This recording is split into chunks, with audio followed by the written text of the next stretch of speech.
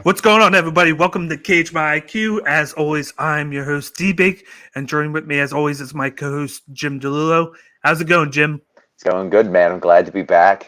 Happy to be back. I missed last week, but we did get some great fights, so Yep. I'm glad. I'm glad to be back. Glad to be talking fights with you, man. Exactly, and then this week we got it good this week because we got the Yeah, first pay-per-view back since August 7th. We had that nice string of 6 fight nights that we were able to preview and recap. But now we got this UFC 266 preview show right here, headlined by Alexander Volkanovski versus Brian Ortega, and yeah. this is going to be a good one. And then we also have a co-main event championship between Valentina Shivenko defending her title against her number one contender, Lauren Murphy. What do you think of this fight card coming up?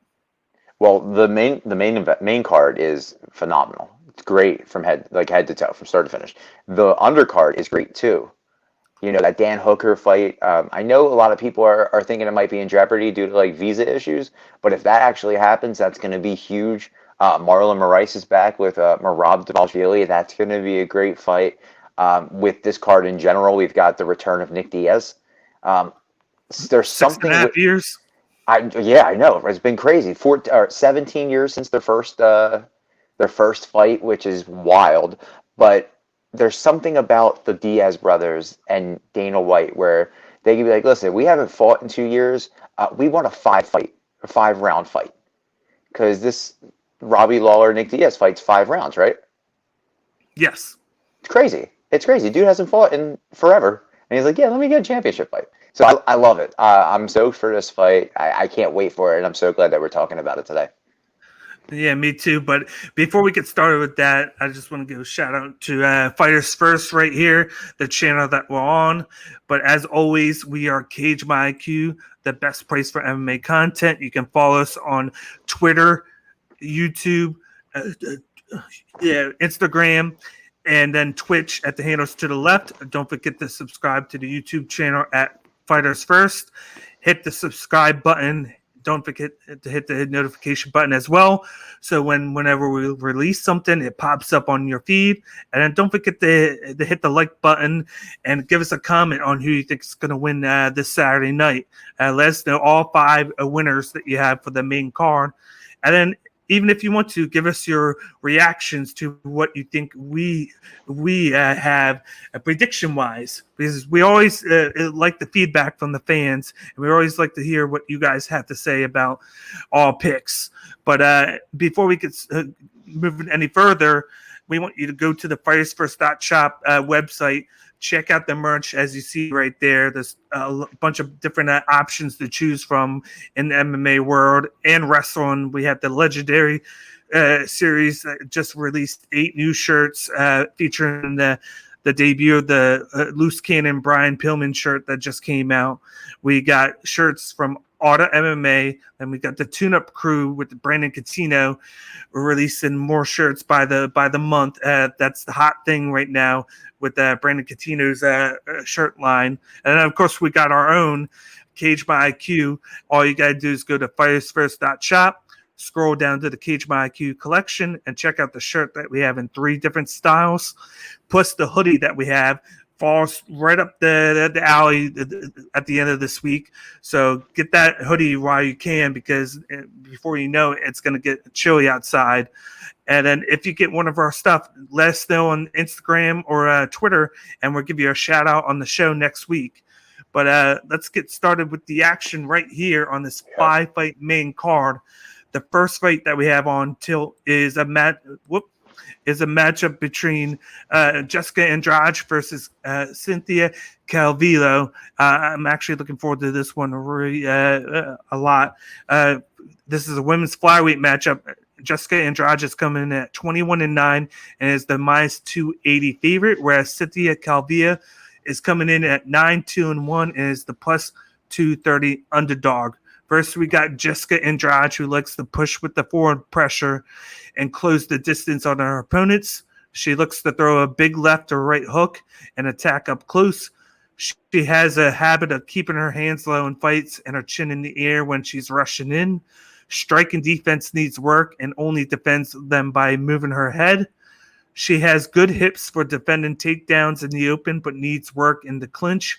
She's aggressive with ground and pound and has issues with holding opponents down. She looks to push her opponent into the fence and drive them down with a single leg in order to get a takedown. She has raw power and knockout power. Her chin is great and is durable, and she has solid takedown defense. Then you got Cynthia Cavilla, who is a fighter with a background in BJJ, wrestling, and Muay Thai. She likes to throw the jab, 1-2s and 2-1s. She attacks the legs with lower calf kicks and also throws body kicks to the body. She has a good pace and volume. She tends to fight off her back foot and has a bad habit of standing and kickboxing with her opponents too long.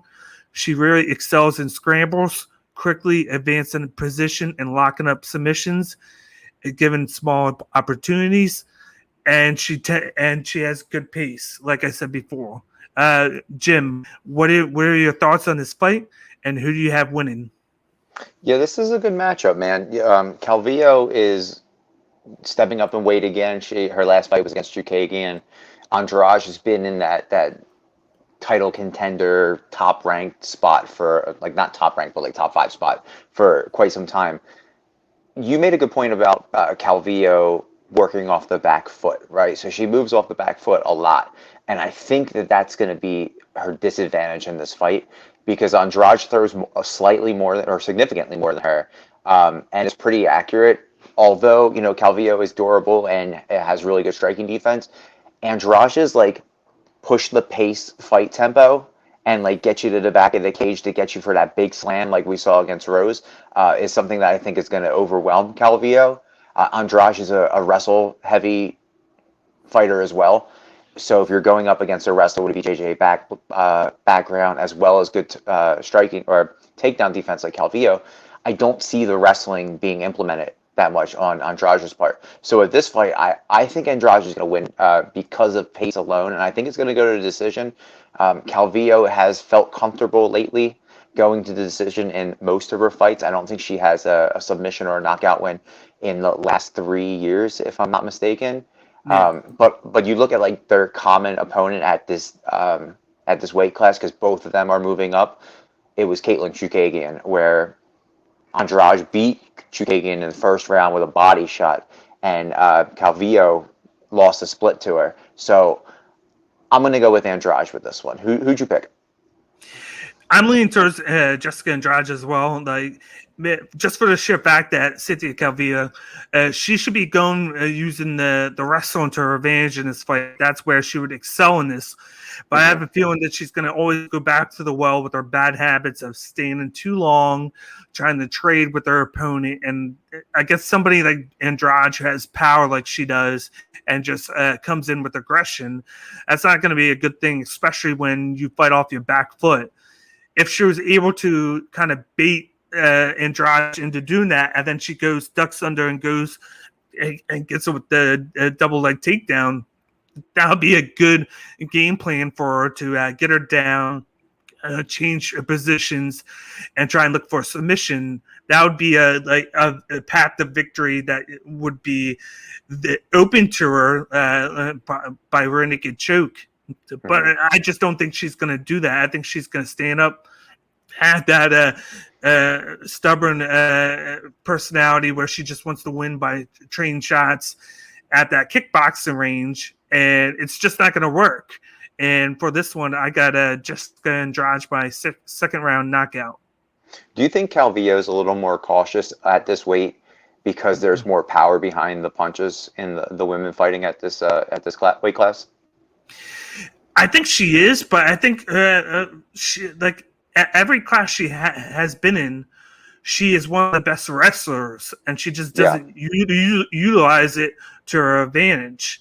And at some point, she's going to realize that, and when she does, she's going to unlock her like true potential in the UFC. It's going to change her from like a 5 to 10 range fighter to a top 5 fighter, because there's nobody that can out wrestle her minus 1 or 2 people in any of the women's weight classes.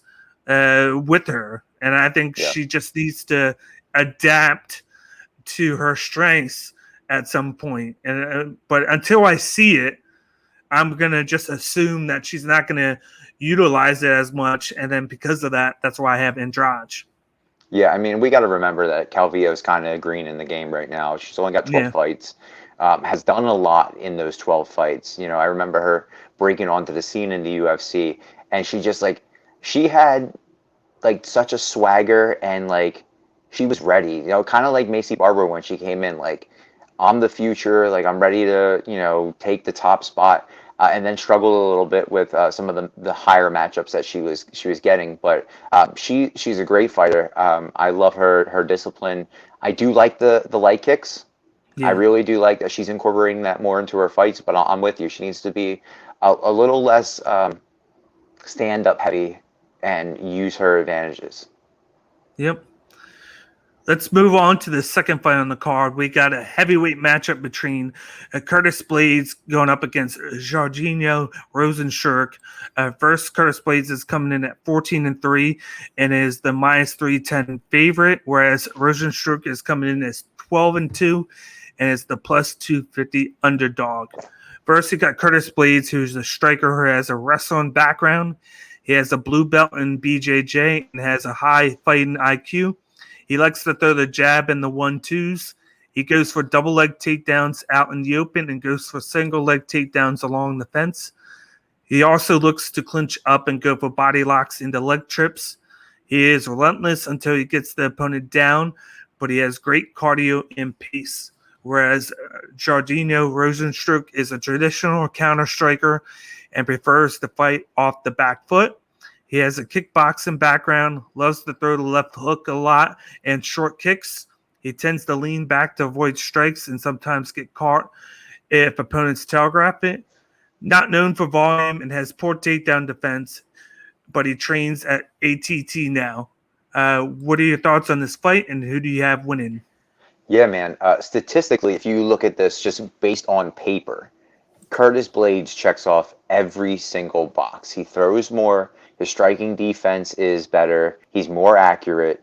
He's taller. He's got the longer reach. His takedown, like he shoots for like 7 takedowns per fight. Yeah, Statistically, he's the better fighter, right? But we saw what Curtis Blaydes' like kind of template and game plan is in the Derek Lewis fight, where he tried to strike with a striker, a more accomplished striker, and then got desperate and shot for that takedown and got clipped, right? So I'm curious to see, like, the big question for me is, like, which Curtis Blaydes is going to come into this? Because you do have somebody like Rozenstruik who is a counter striker. And we yeah, saw that with the fight with Cyril Gane, where he moved backwards and he threw at a very, very low volume. And I expect that same kind of mentality here. But with Blaydes, like I would look to use the leg kicks that he was using against Derek Lewis, and there's power behind those kicks. Like let's not be mistaken. Like Curtis Blaydes has a lot of power, and I think a lot of people are like low on Curtis because of like the chin check from Derek Lewis, the fight with Volkov where it was super boring, right? It was just like him rolling all over him, and I feel like we're going to get something similar to the Volkov matchup because we really haven't seen Rozenstruik on his back. We haven't seen him get taken down. And I thought in that Cyril Gane fight, that's what we were going to see. But with Curtis Blaydes, we know that's what we're going to see. We're going to see striking in the beginning and then a wrestle-heavy offense. So I'm yeah, curious to see how Rozenstruik handles that. Now, if Rozenstruik can use his leg kicks to chop at Curtis Blaydes' legs to kind of negate those takedowns, I think he's going to be more successful and get that shot to like clip him like Derek Lewis did, throw that big right hook. But I see Blaydes like taking him down multiple times this fight, laying on him, smothering him, and kind of just doing enough to get the decision win. So I went with Curtis Blaydes. I don't think at all this is fight of the night. Um, no, but I think Blaydes is gonna get this one, and it's crazy because like we kind of forgot about Curtis Blaydes on the heavyweight scene, right? We haven't seen him since February, where Rozenstruik is just being active. He's fought twice this year. This is going to be his third fight. You would think that the more you know, the more active fighter would have the advantage here, but maybe that 6 month, 7 month layoff between fights for Curtis gave him a new kind of game plan and helped him work on his stand-up and disguising those takedowns instead of telegraphing them. But I'm riding with Curtis on this one. Yeah, you made a good point there with Curtis Blaydes with the leg kicks, because if you watch the Derek Lewis fight early on, he was very successful with those leg kicks, and he almost actually made Derek Lewis fall. But then he kind of abandoned that in the second round. Like he was having so much success throwing it.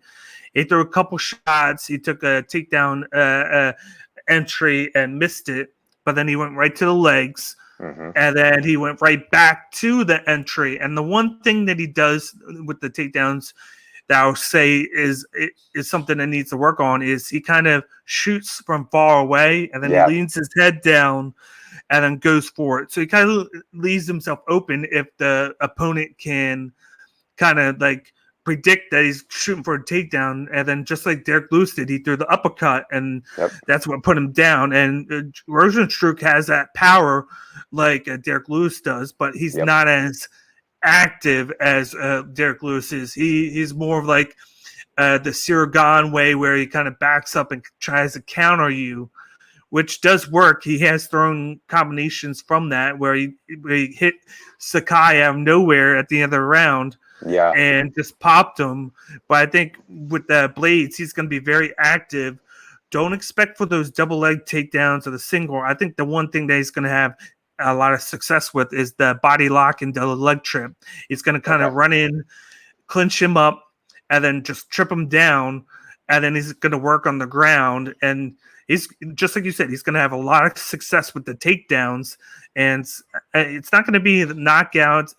I could see, this is crazy, but I could see a path for like a third round submission by Curtis Blaydes, but I feel like it's going to be by decision. I feel like he's going to control him on the ground.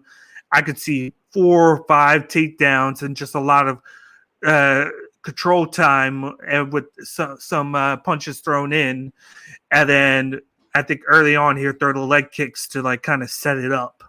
Yeah, but I'm sorry, but I got Blaydes by unanimous decision. Okay, so we're on the same page. Rozenstruik's at a disadvantage in this fight because Blaydes isn't that knockout artist, right? So he's not. This is a very similar fight to him versus Cyril, right?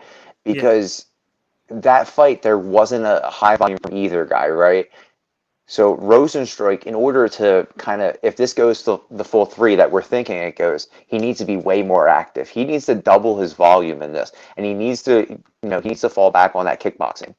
If you can continuously chop at or threaten, not even land, but just threaten the legs, the leg kicks, and maybe like if you're working in the clinch, use those knees and work in that like elbows in the clinch, you have a better chance of Curtis being a little apprehensive on shooting, right? Because it's kind of, in the turn, like it looks like in my mind, like the Marlon Moraes and Aljamain Sterling fight, where Aljamain goes for the takedown, like late in the round, and Marlon hit him with the knee, right? We could see that if Rozenstruik is practicing that, if he's drilling that, because you give Curtis Blaydes is what, like 6'4", right? Same as Rozenstruik, but he looks like he shoots from like 6 feet away, like you said. So he's giving that huge length of distance for that shoot for takedown.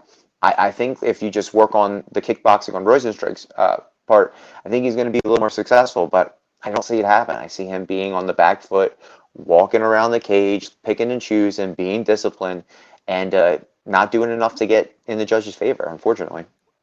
Yep. But moving on to the third fight on the card, we have a welterweight matchup between Robbie Laura versus Nate Diaz at take 2.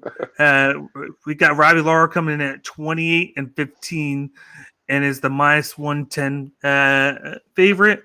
And then we got Nick Diaz coming in at 26-9 and is the -110 underdog. First, you got Robbie Laura, who's coming in is a knockout artist who is known for his aggressive style. He has a background in boxing, taekwondo, and karate, and throws power shots. He likes to dictate the pace and walk down his opponents, and he has underrated wrestling and very good takedown defense. He tends to take on too much damage so he can dish it back. He has good cardio, pace, and throws looping shots. Then you got Nick Diaz, who's a boxer and grappler who fights as a southpaw. He constantly is pressuring the opponent and tries to catch them off guard. He tends to take too much damage in fights. He likes to throw a jab and is good on the ground. He has a great chin and is tough as nails. What do you think of this fight, and who do you have winning? Well, first, I think this is 8 years too late. You know what I mean? These guys met 17 years ago at UFC 47 with Nick getting the win, second round win. It's a tale of two different fighters at this point, but with some similarities. Robbie hasn't won a fight in 4 years, but when you look at the caliber of fighters that he's been fighting recently, they're all top 5 contenders. Dos Anjos, Colby Covington, you've got Neil Magny, you've got Ben Askren. Like he's fighting contenders, right? Nick Diaz hasn't done anything in 6 years. So like the big question here, and I hate that it has to do this because we talk about it in sports a lot, is ring rust, right? Dude hasn't fought in 6 years, but if you look on his social media, Nick Diaz has been training. He's been in the gym for forever, right? And we know that the Diaz brothers are durable. We know that their gas tanks are good. We know that their chin's good. And we know that at a drop of a dime, they're going to throw hands, right? Yeah. The skill doesn't leave the body, like just because you haven't been there. But I'm very curious to see which Nick Diaz we get, because Robbie Lawler, although he hasn't won since 2017, he still has that power. You know what I mean? He's a little slower, right? His striking defense is a little lower than it was 5 years ago, but he still has that knockout power. We saw it with Ben Askren, and by the grace of God, he was able to survive that.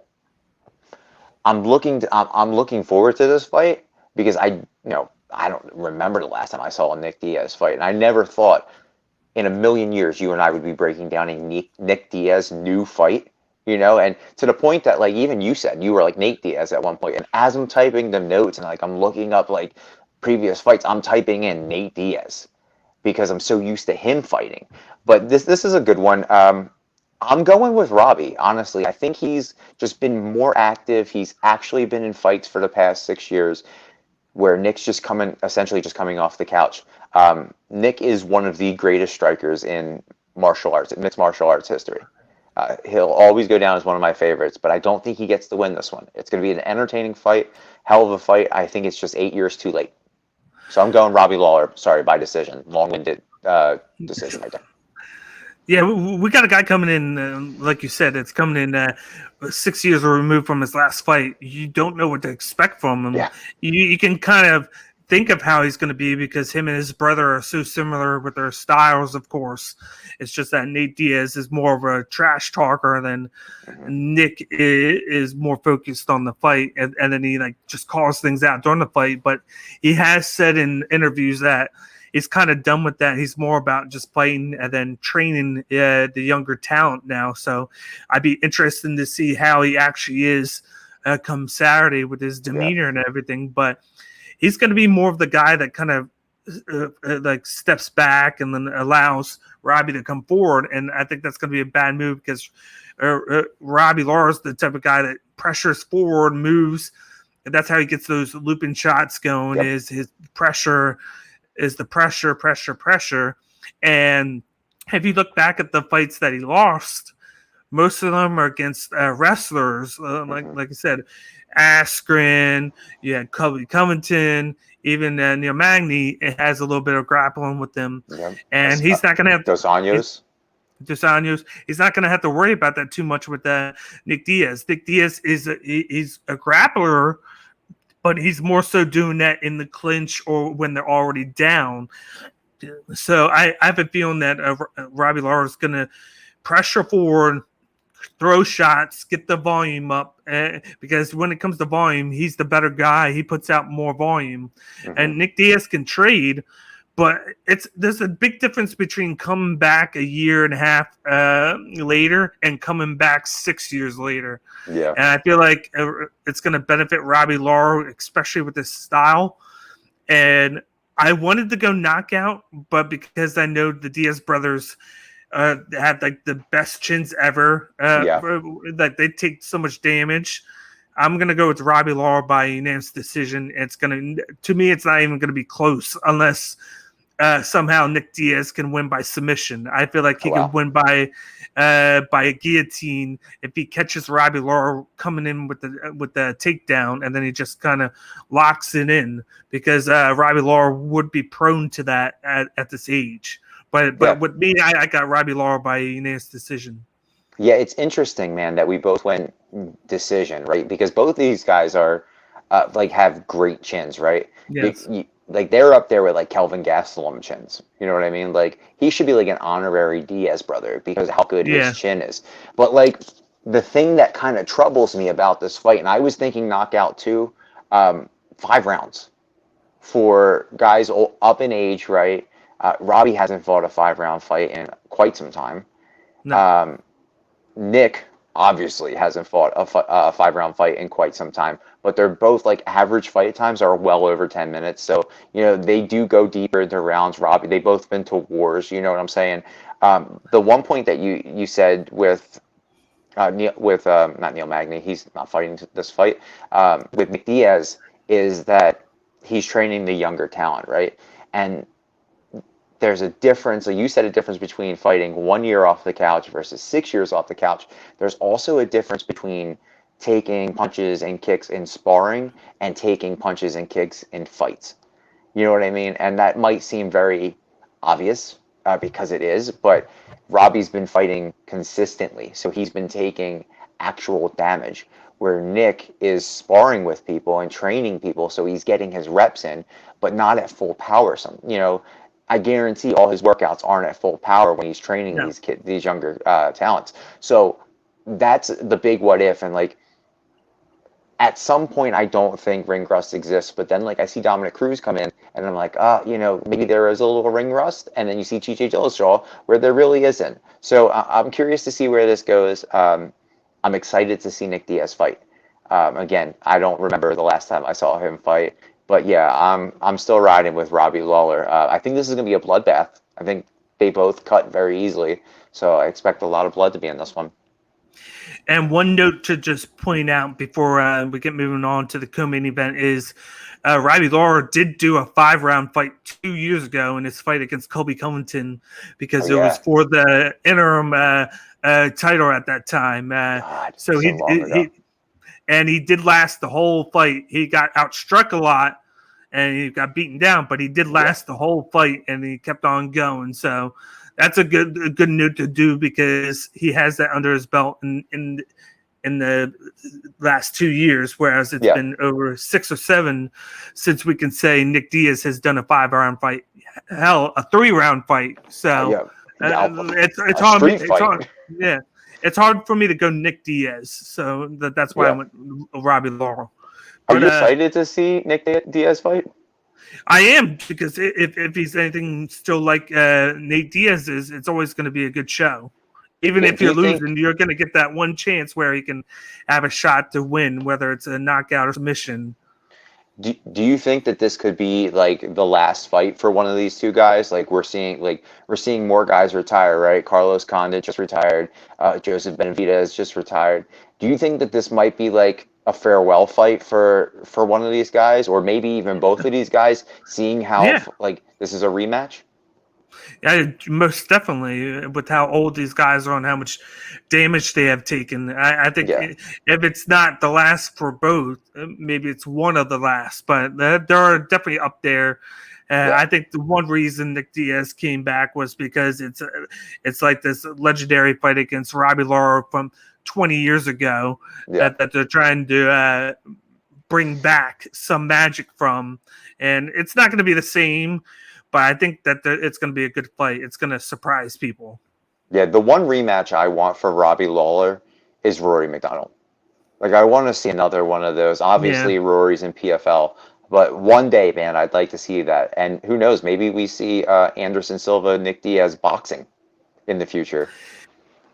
I don't think it will happen now because McDonald and Lawler train together now. So, so they fight all the time. Yeah. So they actually train with each other. So I don't think it happens, but hey, it brings back memories of those two fighting in that epic encounter. A boy can dream. Yep. Moving on to the co-main event of the evening, we got the first title fight until we got a women's flyweight championship matchup between Valentina Shivenko going up against Lauren Murphy. Valentina Shivenko comes in at 21-3 and is the minus 1400 favorite, whereas Lauren Murphy comes in at 15-4 and is the plus 800 underdog. Shevchenko is a southpaw who is more of a counter striker. She's quick with her strikes and is more tight with what she throws technique. She prides herself on the fundamentals. She is a sniper with her straight left. She likes to throw leg kicks where she is usually sets up her head kicks with her body kicks. Mixes in a spinning back kick to body kick to keep her opponents at distance. She likes to get her takedowns in the clinch and uses a headlock into a throw and has a nice outside leg trip. She looks for top control in guard, and a lot of her takedowns come from the clinch. She likes to work in the side control where she can throw elbows and attack with several submissions she has in her back pocket. She has good striking defense and takedown defense. She needs to improve her volume control and improve her get-ups. Whereas Lauren Murphy is a boxer who likes to come in with forward pressure. She is really good in the clinch and uses a lot of strength to attack her opponent. She has nice knees to the head. She's more reactive with her grappling and takedowns. She looks for double leg takedowns with her when her opponents are aggressive, and she will level change at times. She is really durable, but doesn't wear her damage well. Is hittable on her feet, and movement is easily predictable, and she tends to not move her head off the center line. What are your thoughts on this fight, and who do you have winning? The first thing, I'm going to put money on Lauren Murphy, just because those numbers are ridiculous. This is one of the biggest underdogs fights I've seen in a very long time. So I'm going to put a little bit of money on her. This was easy for me. This is a Valentina fight. She's a monster. The only time we haven't seen her lose since 2017, and that's to Amanda Nunes. And we talk about this all the time, right? That's the fight to make with her and with Amanda. They both complement each other very well. The thing about this is Lauren Murphy is riding a 5-fight win streak. She's a very capable fighter. She got that huge split decision win over JoJo Calderwood. But the thing that separates these two is the striking defense. They both throw a high volume. Valentina barely gets hit. Her strike, I think she absorbs like 1.9 strikes per fight or per minute, right? Where Lauren Murphy absorbs more than she throws. And it's because of what you said. She's a traditional boxer. She keeps her head on that center line and she just keeps moving forward. So Valentina has the ability to kind of, no pun intended, dance around her opponent and pepper in leg strikes and punches and the jab and work everything. And I think that's what we're going to see. I think where Murphy kind of separates herself is if she does go for those takedowns. If she shoots for those takedowns, I don't think Valentina is going to be looking for them. I think that she's just going to be thinking, oh, it's going to be a boxing match. I can outslug her, I can move her around, and then I can just work for it. Yeah. But Lauren Murphy has to be careful of what we see. Like Valentina's ground game is very good. Like we saw in her last fight, where she worked from crucifix position and started just peppering elbows and ground and pound. So again, Lauren Murphy is a great fighter. She's very capable of winning this fight. I don't think she does win this fight. I'm going Valentina by second round stoppage. Yeah, I'm with you on that one. I got Valentina Shivenko. She's just a specimen in the octagon. She is a master at that kickboxing range where she can just keep the distance, throw the leg kicks. She runs in and hits you with the strikes, gets back out, and then just circles you. And she has one of the best takedown defenses in the game right now. And that's going to be one of the only areas where Lauren Murphy has a chance is if she can kind of get up close, clinch her, and get her down. Because then on the mat, that's where Shivenko is a little bit off her game. She hasn't had to work on it. You saw the blueprint in a few fights ago where she was able to be taken down and controlled on the ground a little bit, but it's just that she's so well defended it that she can keep it from happening. And for a fighter to be minus 1,400 favorite and still feels compelled to improve on her game, she brought in Brandon Moreno to work on her striking, which I watched, and it just amazes me how somebody that good can find holes in her own game to where she needs to improve and bring somebody in to just like polish herself up. That's where you have a true Hall of Fame status right there, because you find the smallest of details to critique yourself on and you try and fix it. So I feel like you're going to see her come in and make it a point to get her striking going, whereas more so it's her leg kicks that do most of the work. She's going to come in, rush in, throw the strike in. I feel like she's going to want to come in and knock out Lauren Murphy. She's going to want to pressure her, move around. She's going to use the leg kicks to keep her at bay, and then she's just going to bum rush in and get the first round knockout. I don't think this is going to be that long of a fight. I think it's going to be 2 minutes in. She's going to do her thing, and she's going to rush in, knock her out, prove the point, and then and get out so she can do her dance. Yeah, I mean, listen, dude. She is an amazing fighter. Yeah, she's one of my favorite fighters in general, male or female. I love watching her fight. I love everything that she does. Lauren Murphy, we also don't know her gas tank, right? We haven't seen her go 5 rounds. So if this does get into the later rounds, what does she have? Is her gas tank going to be able to withstand the onslaught that is Valentina Shivenko? It's going to be a great fight. I'm giving Murphy a little more credit, so I said second round.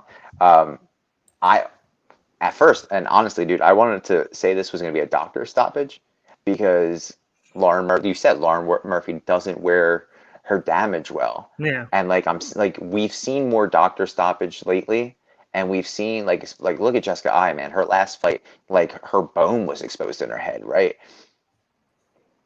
I feel like the UFC and like the athletic commission in Vegas and everywhere else is looking to protect the fighters a little bit more, so you are seeing more doctors intervening on these fights. But I'm gonna go stoppage because I honestly think that Valentina is just gonna overwhelm her, and this is probably gonna be a Herb Dean ref match. So I feel like Herb Dean's just gonna slide in there, do that like traditional Herb Dean slide, and that's gonna be the end of it. But do you think? I think it's an end new situation. Sorry, go ahead. Yeah. Do you think there's any chance that she could get inside the pocket and start trading shots with her with that boxing background? Or do you think that Shivenko is just going to be so good at controlling the distance that she's not going to let her get inside at all? I mean, she's the taller of the two fighters, Murphy is. I think maybe by an inch or two, but their reach is identical. Valentina doesn't stay planted. You know what I mean? Yeah. That's the thing. Like, she's like a ballerina in the cage. So I don't think Valentina would stand there and bang with Murphy because Murphy does have good hands. I think what we're going to see is exactly what you said, dancing around, peppering those shots, and getting in, getting out. If Murphy can get Valentina to stand, that's going to be her best advantage. We talked about the takedowns, but the dirty boxing, the knees, the elbows, like all that clench work is going to soften Valentina up, but I just don't see that happen. I don't see a lot of clench work in this. I just see this. I see it being quick, but not as quick as you. But we're both sitting with a stoppage on Valentina's part. Yep. But let's move on to the main event of the evening. We have a featherweight championship matchup between Alexander Volkanovski going up against Brian Ortega. Alexander Volkanovski is coming in at 22-1 and is the minus 170 favorite, whereas Brian Ortega is coming in at 15-1 and is the plus 145 underdog status. First, we got Volkanovski, who's a striker who's quick on his feet. He likes to throw the jab, the 1-2 and 2-1, and he likes to attack the legs. He throws low calf kicks and body kicks.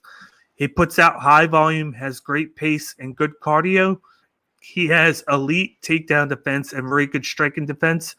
He needs to get off to better starts in fights, and he's usually the one being the aggressor in most of his fights. Whereas Brian Ortega, he is a southpaw who has a karate background and puts out a lot of volume. He is highly decorated jiu-jitsu artist who specializes in being able to lock in submissions quicker than any other guy. He is quick to adapt on the fly. He has great cardio and pace. He has good boxing and kicks and decent power to back it up, but out of grit often did his best work by breaking down his opponents with consistency. In the clinch, he throws knees to the stomach and elbows to the face. He goes for double leg takedowns along the fence or leg trips at the fence, and he moves fluidly between positions in the mat. What do you think of this matchup, and who do you have winning?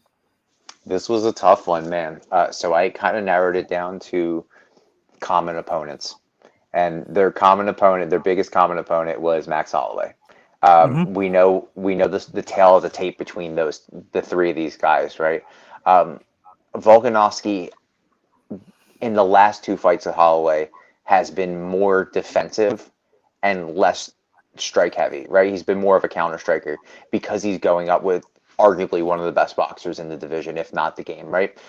Ortega, southpaw, right? The bigger of the fighters, but is at a reach disadvantage, which is crazy. Like, Volkanovski is like a cartoon character.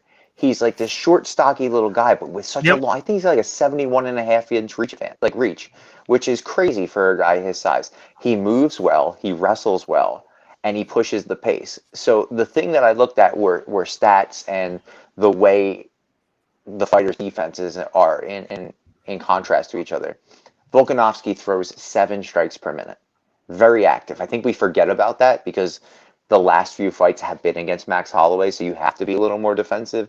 And if you stand there in the pocket with Max Holloway, who's damn near 6 feet tall, and has that reach, you're going to lose. Every time you're going to lose if you stand there and trade.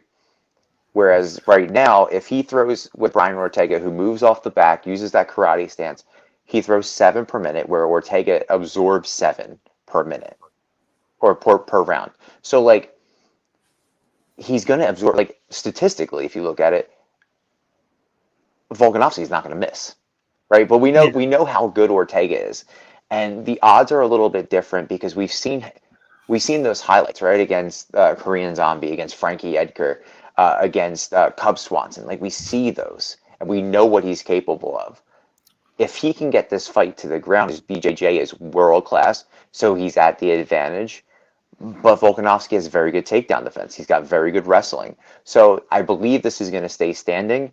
And I'm honestly, like, at first I was picking Ortega because I think that he can get him to the side of the cage and kind of work his way into a submission, work his way into a choke, a guillotine, something like that, right? But then the pace that Volkanovski is known for and, like, got him to where he's at kind of trumps that in my mind.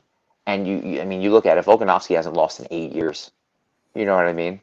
Like, that's absolutely crazy. So with this one, I'm going with Alexander Volkanovski by decision. I think this goes all 5 rounds. And I think the next fight to make is the winner of Yair and Max Holloway. Probably a trilogy. Either way, whoever wins, I think the winner of Max and Yair gets the next shot at the title.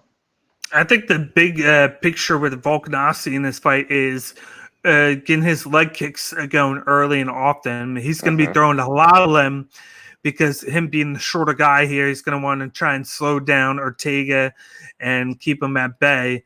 It's just an interesting matchup because he, like you said, he's a smaller guy, but he has the bigger reach. So and then he's really quick. So he's going to be trying to duck under, hit him with the leg kicks on the leg, do a lot of them so that later in the fight, Ortega slows down, and then that's where he usually picks up the volume a lot. Just like in the Max Holloway fight, he would kick him early, and then once he kind of slowed down Holloway a little bit, that's when he kicked up his volume with the jab and the ones and twos in the overdrive. He was able to come back. But the weakness here with Volkanovski is he's a slow starter. So for a guy like Ortega, who can match the volume, and he can match the pace, because he can last all 5 rounds too. He usually doesn't get tired. I could see a situation early on where he tries to get up close early and knowing how tall he is, and he's going to try and push him against the cage. I think the cage is going to be a theme for Brian Ortega, because he's going to try and keep him in distance, push him against the cage, and use that to get him down, or at least grapple him. He's going to use the grappling, because no one's better at grappling than Brian Ortega. They usually tell you want to go step for step and be cautious when you're grappling with another guy, going from step to step. Brian Ortega is a guy where he can skip a step and still be fine, because he's so advanced in that game and then he can lock in a submission and hold it in any position, awkward or not, because he's so used to that. He practices that all the time. If you watch Swanson fight, if you watch The Ultimate Fighter, when he's teaching the fighters there, you see him do a lot of that, teaching them several things. And so, like, he's such a good teacher, and you forget how much he has learned in his life, because like I said, he has that BJJ, Muay Thai, Jiu-Jitsu, like the wrestling, like boxing. He's one of the most well-rounded fighters. He's just started to tap into the whole well-rounded affair once he came back, because now do you think he can overpower Alexander Volkanovski? Like, that's I don't think he has to. You don't think he has to? I think he just has to be smarter than Volkanovski. Okay, that's the thing. But like you said, like he has to get him, like he's going to get him back to the cage, and I think he does too. But I think our plan of attack is a little bit different. Does he bully him and like kind of bomb rush him to get his foot on the back? Pressure. Okay. Like I wouldn't be surprised if you hear, "Let's go fight," and then all of a sudden you see Brian Ortega come in and try a flying knee. Yeah, I mean, he does throw like unorthodox stuff. Yeah, not like a Jorge Masvidal style, but just like a knee to where he backs him up, and then he just comes in right away and clinches up against the cage. Because for me, I got Brian Ortega by 3rd round guillotine submission. Nice. I feel like that's his way of victory, because we really haven't seen like we did see Max Holloway, but Max Holloway is more of a volume boxer where he just comes at you. Yeah, that's his thing. He just overloads you with volume, and a lot of people think he won because of it, but it went both ways. Yeah, because Volkanovski does the same thing too. So it's kind of like Volkanovski was fighting himself. This is a guy that isn't going to do that. He's going to put the volume in, but he has several different backgrounds that he can use, that he can transition to. I think if he tries to stand up and trade, that'd be like the worst idea for Ortega. It's game over. It's game over.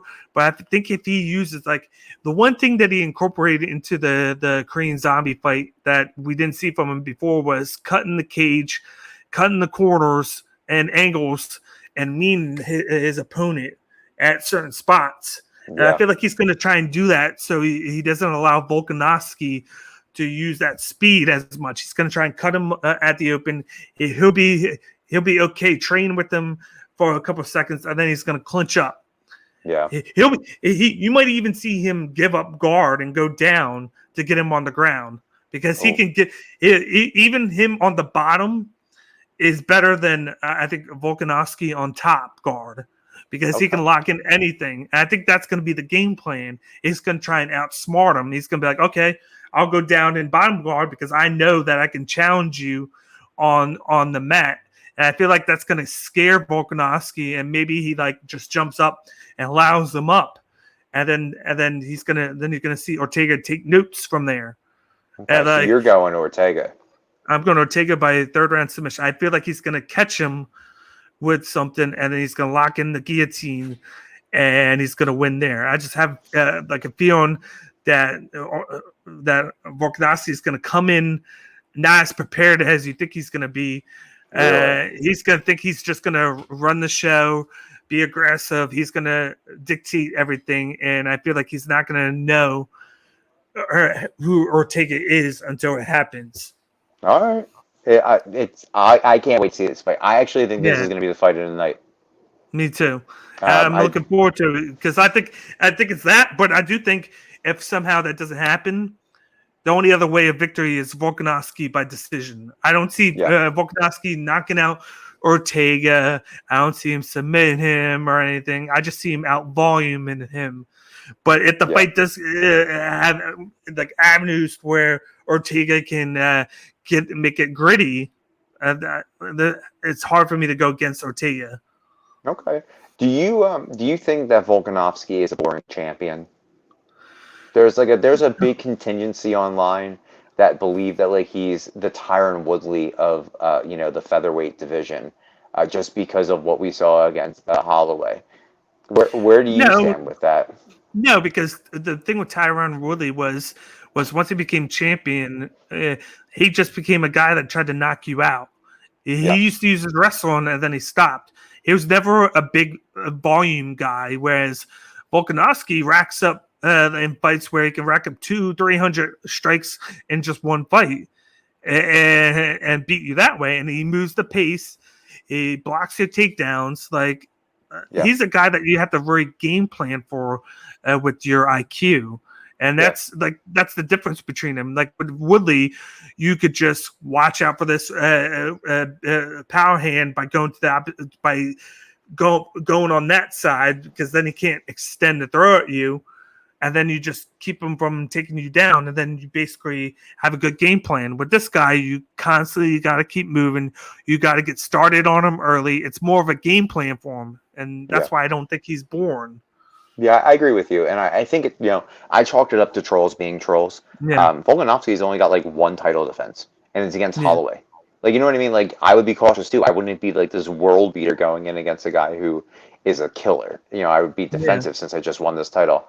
I wanted to see where you stand, because we don't really talk about that type of stuff, Yeah. like what the naysayers say. But I'm excited for this. I think this was one of the only deciding fights for us. This is the one that Yeah, breaks our, we could potentially go 4-1 each, 5-0 each, or well, yeah. depending on who we win and who wins the championship round. Yeah, I'm all for this fight. I'm down for whoever wins it. I just know that it's going to be a great fight, and just like they always say, the styles make matchups, and that's definitely Yep. what this is. It's two guys with two different backgrounds Yeah. who are going to come in and want the same thing, and that's the title. Yeah. And I'm looking forward to it. Yeah. It's gonna be a banger. But that'll wrap things up with this UFC 266 preview show with me and Jim. Yeah. Before we get going, Jim's going to let us know about our one sponsor that we have. So if you want to get talking about that, Jim, we'll get going right afterwards. Yeah, man. One sponsor this week, and that's High Tide Herbal. Sometimes life hits you with a spinning back fist that leaves you staggered, looking to throw in the towel. Enter High Tide Herbal, a company specializing in CBD products designed for athletes by athletes. Whether it's a nagging sports injury, old age, Dan and I both know well about that, or anxiety, High Tide Herbal has you covered. Go to hightideherbal.com and enter promo code CageMyIQ10 at checkout. Support the boys by supporting High Tide Herbal and get back into the fight. Once again, that was High Tide Herbal. Check them out. I use it every day with the soap. It's a great product. Once again, just use promo code CageByIQ10 at checkout to receive 10% off your next purchase. But once again, before we get going, we are Cage by IQ. Don't forget to check us out on the Fighters First Network on YouTube. Hit the like button on this video. Hit the notification button on the YouTube channel so you don't miss any of the videos that we put out. Let us know what you think in the comments section, and then we will see you next week for next week's preview. So once again, as always, I'm your host, D-Bake, and this is my co-host, Jim DiLullo, and you guys have a wonderful rest of your night. Talk to you guys later.